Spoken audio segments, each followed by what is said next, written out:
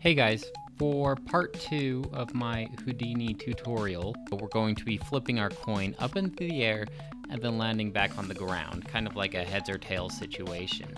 If you're just coming in here and you're new here, please check out my first video and you can learn how to model your coin and you can be all caught up with where we're at today. So, to start off with, I'd kind of like to explain the differences between animating something and simulating something.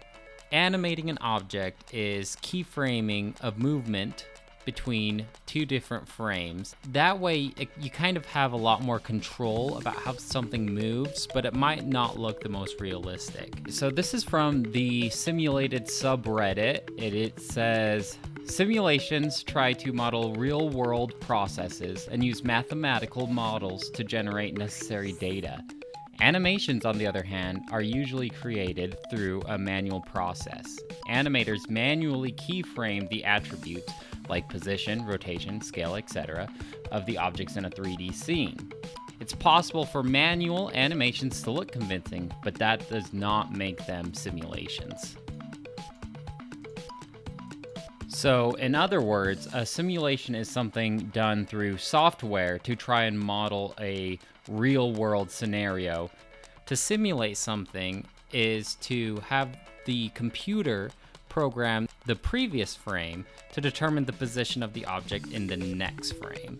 And I know it sounds kind of confusing, so I'm going to show you how you would flip this coin by animating it and how you would flip this coin by simulating it. So to start off with, I'm just going to delete these 2 point lights and drop down a transform. And to animate something in Houdini, you can hold Alt and left click on one of these parameters. And you can keyframe pretty much any parameter in Houdini. You can also right click, go to keyframes and hit set keyframe. So as you see, in frame 1 on the timeline, I just keyframed 0 on the x-axis. Now we'll go to frame 72. Let's raise it about 6 units. And I'm going to just hold Alt and left click again. So now on the time frame, as I scrub through, it's going to raise from 0 to 6. And we want our coin to spin too. So let's keyframe the rotation on the z-axis. Go to frame 72, and we're gonna spin it like 600. So as we go through, and where there is a rise, there is a fall. So we'll go to frame 144. Let's drop this down to 0, and we will keyframe this like 1200. Make it nice. So it's going to spin up and then spin down, and we just animated this coin to spin up and down into the ground. Now, normally, if I was animating something like this, I would have it stop right here, or maybe like the next frame, like right here when it hits the ground, and then obviously it would start flipping back up and then down and bounce all over the place, because a coin obviously wouldn't go through the ground. There's a lot of ricochet to it, and I would just keep doing that until the coin looks like it settles naturally. And that's how I would go about animating a coin. But we're not animating the coin today. Today we're going to be focusing on simulating the coin. So what I'm going to do is I'm going to make our coin here a rigid body object. This will make it so the coin will collide with other RBD objects. To do that, we can use a shelf tool, which makes it pretty simple. I'm just going to make sure that I have my geometry node selected, go up to here in the rigid body tab, and click on RBD hero object. And that makes our coin a RBD object. As you can see, Houdini did a couple preset things for us in our geometry node. It's going to add a rest node and a DOP import node. And up here in the objects, it's going to add a DOP network. DOP stands for dynamic operator. And we have all these nifty nodes here. This is our coin. we don't really need this merge right here. This is our rigid body solver. And solvers are kind of the bread and butter for simulations. They're pretty much where all the magic happens. We have another merge node, and we have our gravity. And you can alter that as you want, but we want realistic gravity, so we'll leave that there. And as you can see, our coin just falls through the floor because our grid is not a rigid body object. It's just for looks. So what we're actually going to do is we're going to make a ground plane. Up here in the collisions tab, you can just click on ground plane.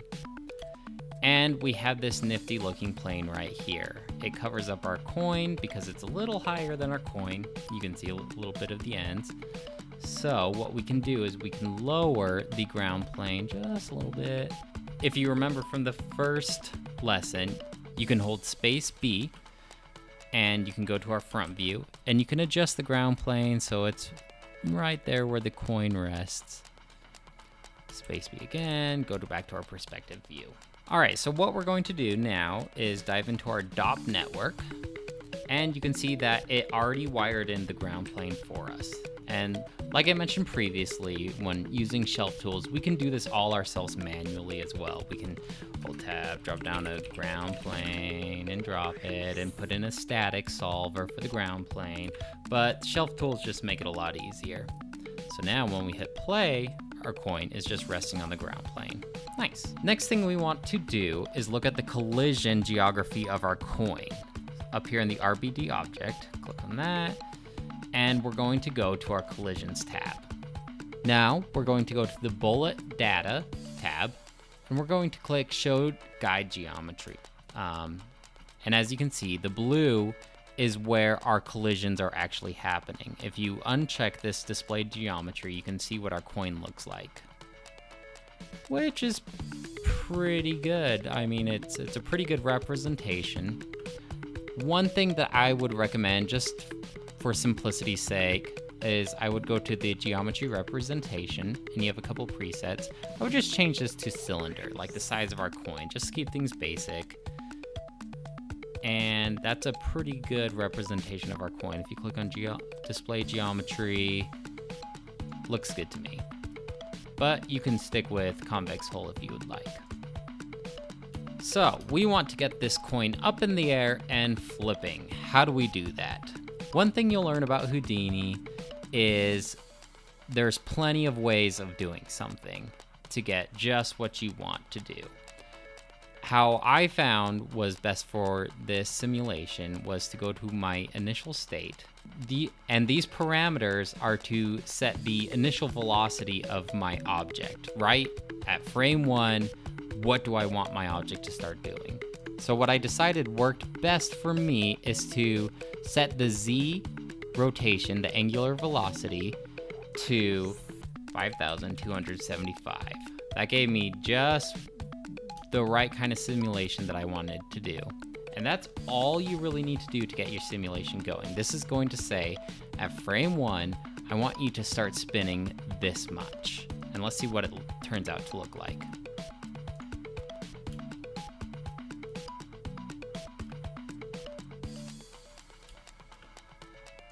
Flips up in the air, spins around.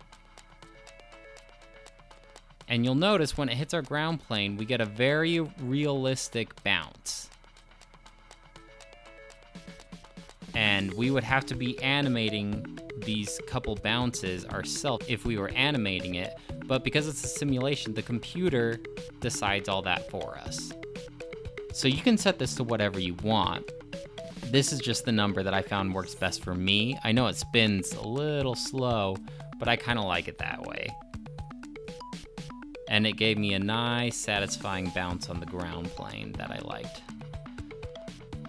What gets it up in the air is this initial velocity. It's going to start turning the coin, and that's what flips it up.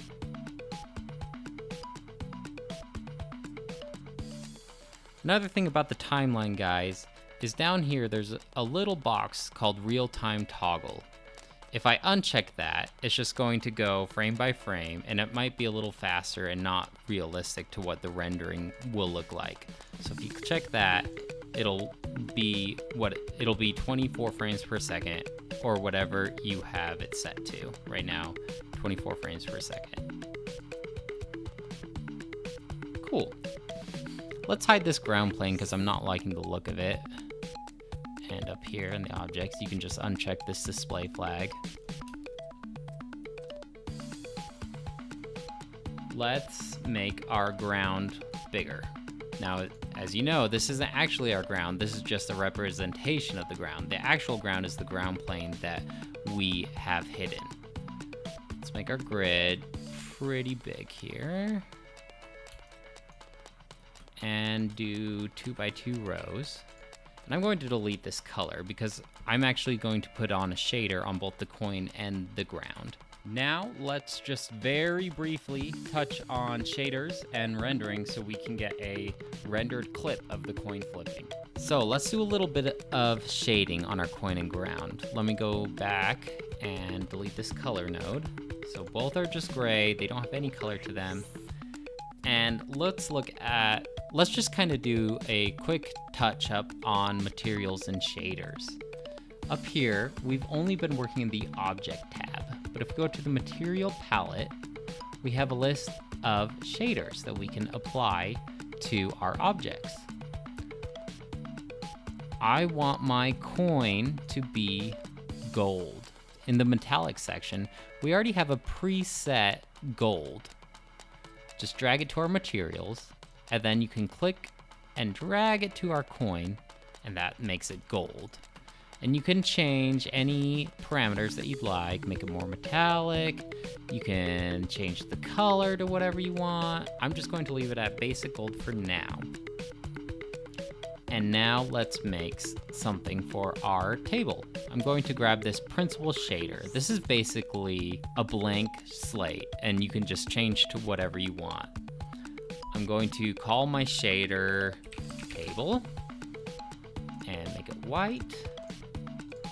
And I'm going to add a texture to this. So up here in the textures tab, click on use texture. And I already downloaded one that I'd like to use. So I have my texture applied to my shader, and I'm just going to click and drag it onto my table. And now we have a textured table. You can't really tell here, but if you go in the rendering tab here, just click render. We have our coin and our texture right here. It's kind of zoomed up close, but it's just like a marble texture that I downloaded and applied. And you can add whatever kind of shaders, textures that you'd like. Another way of doing this, like I said, there's plenty of ways to do something in Houdini. You can click here, and you notice that our object tab has turned into a materials tab. And you can apply any parameters here or here. We have our table and our gold. Now, if you click right here and go to our objects, we're back to our objects tab that we're familiar with. As you can see in our geometry node, if we click on render, we already have the material gold assigned to it. Instead of clicking and dragging, I could have also clicked on this here, gone to my materials, and applied the gold. But clicking and dragging is just easier. Okay, so we have our textures ready to go. Let's add a better light to it. Up here in the lights tab, I'm going to go to environment light. And that adds a light around my whole scene. The cool thing about environment lights is you can attach an environment map to it. In layman's term, an environment map is a picture basically, and it's going to draw the light sources from the picture. And you can download these online. Just Google HDRI, and you'll have a selection of some high resolution environment maps. I already downloaded one that I'm going to attach now. And you can see we kind of have this picture of this showroom environment map that I downloaded. And it's going to draw light sources from each of these lights. I'm just gonna uncheck light enabled. So we're still gonna have the light source from the picture, I just won't see it in the background. Now, I don't really like how our camera is positioned. For one thing, we can't really see the coin flipping up in the air. Now you can also keyframe the camera and the camera's movement. So if we wanted it to track with the coin, we could keyframe on frame 1, have it move up with the coin, and just follow the coin. You can set the camera to however you want. Obviously, it's going to be harder to do that, but theoretically, we could have it follow the coin. I don't really like that, so I'm going to hold Control, Shift, and left click to undo any keyframes. You can also right click, go to keyframes, remove keyframe. What I'm going to do is actually add just a new camera. Click on that, hit enter, so all of its points are on 0, 0, 0. And I want this camera facing down, just at the coin. So I'm going to set at negative 90 degrees, so it's facing down, and I'm going to raise it up. Let's go to the camera view. And I just want the coin to go right up to the camera.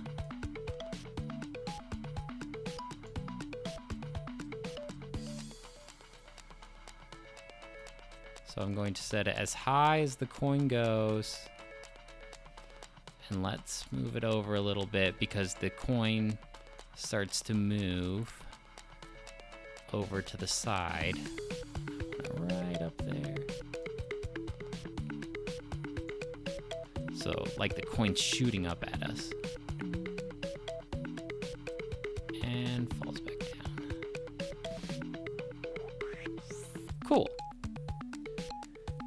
All right, let's check our render view to see how this looks. I'm gonna have a nice pose here with my coin. That's what the render shot is going to look like. I like the way that looks. So I think we're ready to start rendering this. Let's go back to our scene view. Now this tab here that has our materials and our object also has an out. And we have a mantra node right here. And this is where we can set the parameters to render it. We have a couple different settings.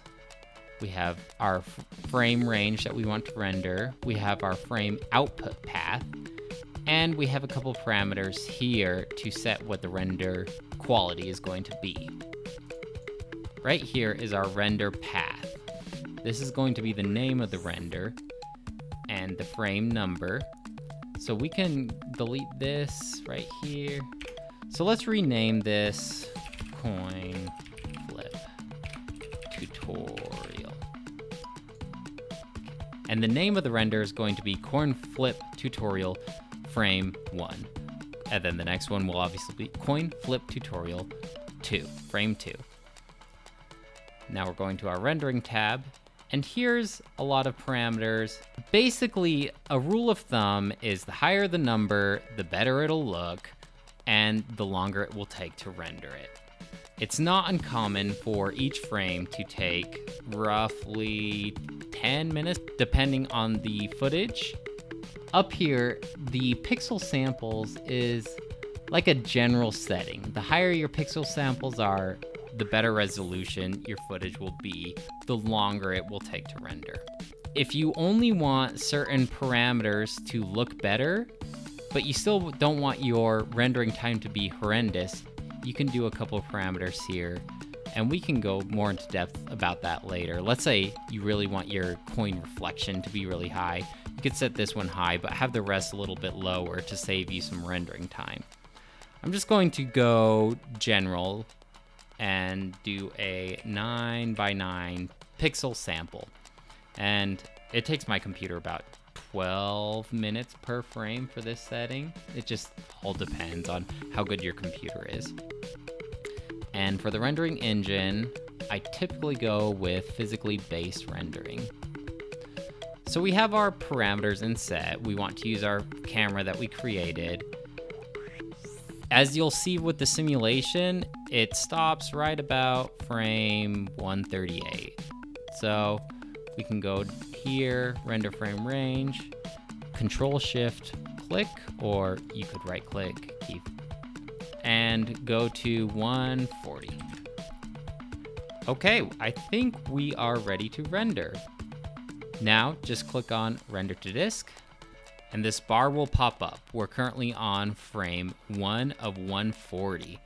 And if you check our rendering path, you will see that our first frame is starting to render. Once all your frames are rendered, you can then take it to a program like After Effects and assemble it all into footage. Well guys, I hope you learned a lot. I had fun making this video for you.